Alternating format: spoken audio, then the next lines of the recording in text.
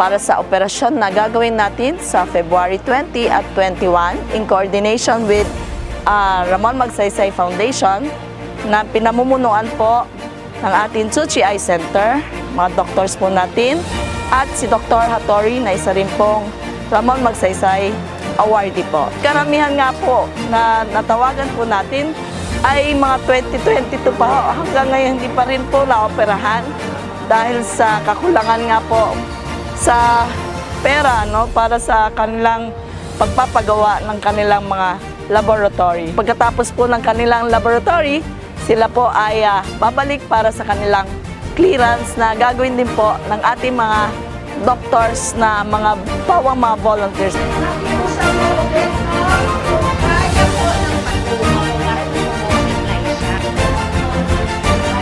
Today, meron tayong special na laboratory courtesy of lab number 1.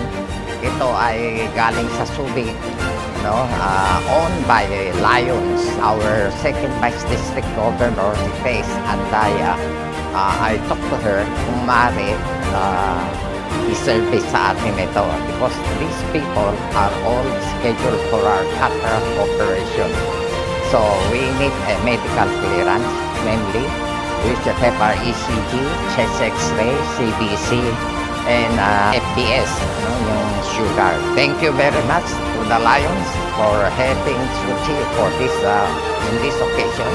Hope we'll have more cooperation between the two charity organizations in the future. Kami nga po ikot ng ikot, naghahanap kami ng libre. Opo, dito lang po kami nakatagpo.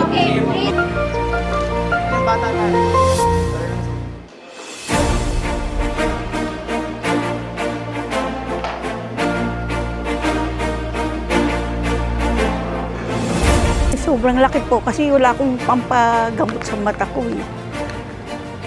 Dahil yung mga anak ko ngayon lang po nakapagtrabaho, yung punso ko, yung isa ko po wala po, yung trabaho may sakit. Sana nga maoperahan na ako para makakita na ako maayos, makatulong ako sa kanila.